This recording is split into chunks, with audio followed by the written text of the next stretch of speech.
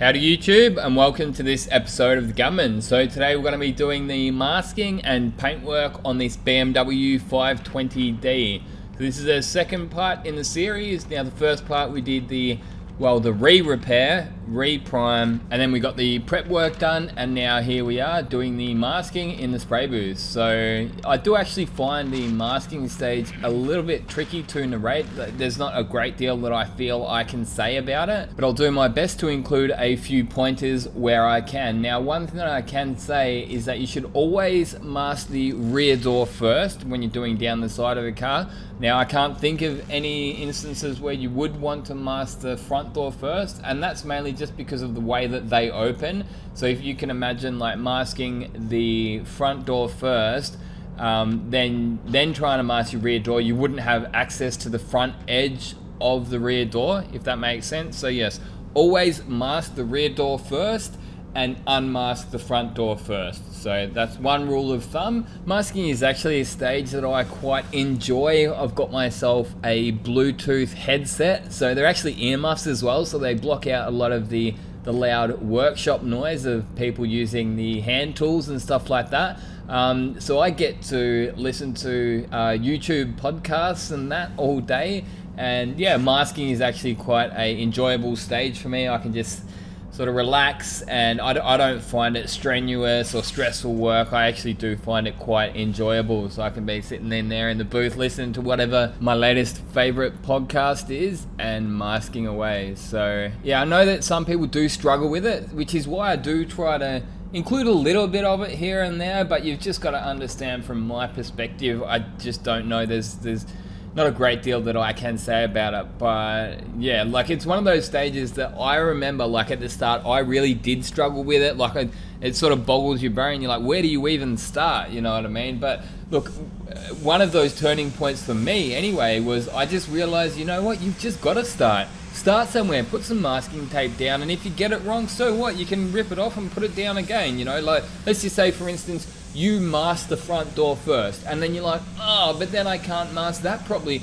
We'll just rip it off and then do the rear door first. You know what I mean? Sometimes you just got to get in there, just get started and make a mess if you have to, and that's just how you're going to learn. It's sort of like one of those things that I say to my apprentices. I say, look, at the end of the day, like a lot of your learning is just asking the right questions. Like I'm gonna go in there, I might go in there like the first couple of times when you spray something, like I went in there for the first time. My apprentice recently just did a metallic, so I wanted to show him my way of doing it so he can physically do it as I'm standing there and I can correct him. But I'm like, man, from here on out, like you just got to go in there and do it again. And if you mess something up, you ask the right questions to me and I'll answer you. So like I'm not literally just going to be standing there like your mum to, you know, hand feed every little piece of information. You've got to do most of the learning yourself, and as I say, ask the right questions to the right people and try different things. You know, you just treat it like a bit of a science experiment, I guess. Just get in there, you see that you've done something wrong, we'll try it a different way next time. You also may have noticed that I put the wet on wet primer down on the rear bumper before I finished the masking off. So there's a couple of reasons for that. One of the reasons being that I'm not going to get any of the wet on wet primer overspray over the body of the car. So there's a blend panels and I don't want any overspray on these blend panels. Specifically in the booth that I'm working in at the moment, the overspray does seem to take a little bit longer to clear out of the cabin in this booth than the previous booths that I've worked in. So there's that reason, but also it gives that wet on wet primer a little bit of time to dry as I'm finishing off the rest of the masking stage. Now I know lots of people do like to seal or wet on wet prime all of their repaired sections, but personally I'm at the point where I've tried it so many different ways and I like to either wet on wet the entire panel or don't wet on wet it at all. So that's why you may notice I took a little bit longer on the prep work. I've re-primed a couple of sections here and there, and well, as I say, that entire stage was in the previous video, so do go and check that out if you haven't already. I guess it wouldn't matter if you did watch that one first, but all that aside, I have found that I just personally prefer to either wet on wet the whole panel or don't do it at all. And yeah, blend panels, anything near a blend panel like on the body of a car, I do generally try to avoid unless I need to. But All that aside, we're on to the spray painting stage. So you may have noticed that I gave the panels a good wipe down with some Prepsol, which is also known as wax and grease remover. Now, before I did the masking stage, I actually wiped the panels down with some water cleaner. I know not everyone does that, and it's not technically required, but I find that it gives my prep work a good deep clean. So the dust from the sanding stage, I find that it actually pulls the dust out of the sanding scratches, because I do dry sanding. So yeah, I find that water cleaner will actually pull all the dust out of the sanding scratches really well. And then I'll do the masking, and then I'll give it a wax and grease remover or Prepsol. So moving right along, we're getting the base coat color down. So the base coat is Enviro Base, or EHP, which is a waterborne base coat system. Now, look, I'm not gonna lie, if you were to ask me, and I do get people saying, oh, is this one better than Standox? And the simple answer is no. But that doesn't mean that I don't like anything about it better than Standox. So I think that there are certain things in the Enviro Base that are better. Bigger picture, I would say Stando Blue, Chromax Pro, and Speed Hi-Tech, they would have to be the best 3 systems on the market. And the reason being, they're actually all the same system, to be honest. But yeah, the coverage and just the speed of use and the color matching in the Standox and the Axalta systems, I would say is better. But as I say, there are a couple of things that I do actually like better about Enviro Base.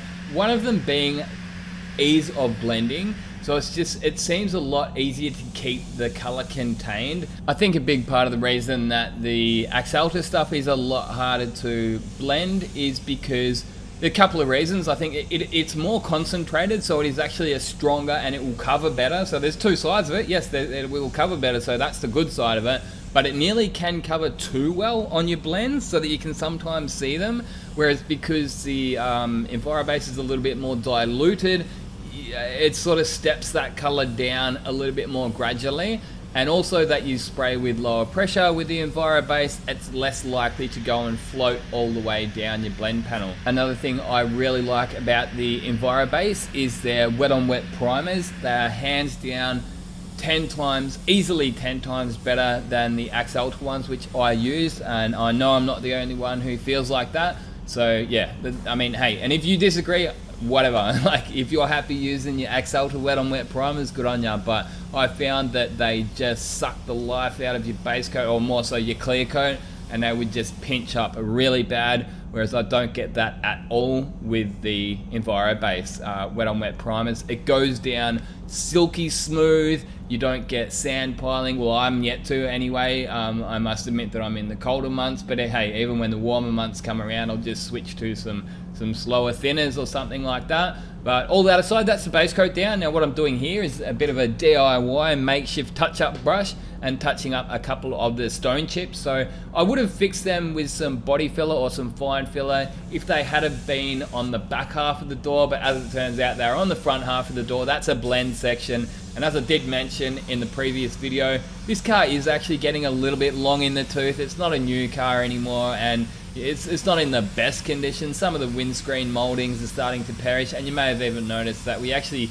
did mask up those pillar moldings and some of the moldings, because I had a quick look at them and they're at the point where they're likely to break when you go and pull them off, and then you'll be stuck replacing the part, finding them at a wrecker, finding out that the wrecker wants to charge an arm and a leg because they're rare, you know. So sometimes, you know, God invented masking tape, so we may as well use it. It is what it is. And as you notice there, I did put a little bit of fine line masking there, so what I ended up doing is peeling that fine line masking off straight away after I finished the job, as to help that edge sort of blend in, and I couldn't see any edge at all. Now the clear coat that I'm using is the PPG LVC 105 clear, and I'm actually going to be doing a specific review and demo on this clear itself, because it is like a little bit different than your normal clear coat. So I don't know, like we need to categorize it and give like these kind of clears a name, because they are like a little bit different than your standard 2K clear coats. And look, the main thing is that like it will basically fully cure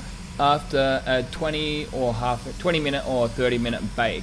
So, and you'll know that, like anyone that's used standard 2-pack clear coats will know that the story isn't over once it comes out of the booth. Yes, it's touch dry. Yes, we can start handling it. Yes, we can start putting the cars back together, but it's still a little bit fresh. And with most of your clear coats, it will take up to a month to actually fully cure it. Whereas this clear that I'm using here, a half an hour bake and then you leave it overnight, it's basically, that's the end of the story. Like, it's finished all its shrinking, and you know that by looking at the an empty pot. So if you leave the rest of your clear coat in the pot on the bench overnight, and then you come in the morning, you get your fingers and you try to squeeze it together, and there's no give in it. So it's pretty much the end of the story when it comes to the curing procedure. Whereas your standard 2-pack clear coats are gonna take a minimum 2 weeks, I've found, to get to that stage. So as I say, I'm a real big fan of them, but they do take a little bit of a learning curve to get the hang of how to spray them. And look, the long and the short of it, I've found, get that first coat on as skinny as possible. So what I actually have been doing is I've changed the air cap to the T110 air cap, which I find gets a little bit of a finer atomization. And I've been cranking the air pressure up for the first coat. So it's something that previously I never used to do, is change the settings from the first coat to the second coat. But because this clear is actually quite different, I've been getting that first coat on as skinny as possible. And as I say, to do that, I've actually had to change the settings. So I'll get the pressure right up, I'll get it up to like 35 or even 40 psi, I'll wind the fluid in, and the higher pressure and less fluid gives me a skinnier coat. And then for the second coat, I'll open the fluid back up and I'll lower that pressure to get the desired factory finish that I'm looking for. All of that aside, I hope you guys did enjoy this video. If you did, give it a big thumbs up, and also be sure to go and check out the link in the description, because we've actually got some new merchandise and all the spray suits and that are still in stock, so be sure to go and check them out if you haven't already, or if you just need another new spray suit, be sure to go and check them out. Until next time, get out there and paint some shit. Gunman out. I'd like to say a big thanks to everyone for watching, and if you'd like to support the channel further, you're more than welcome to go over and check out some of the merchandise we've got. My personal favourite is those spray suits, so they're a good quality Colad branded spray suit with a Gunman logo on it. There's also hats, drink coolers, hoodies and t-shirts, so be sure to go over and check out the link in the description if you are interested.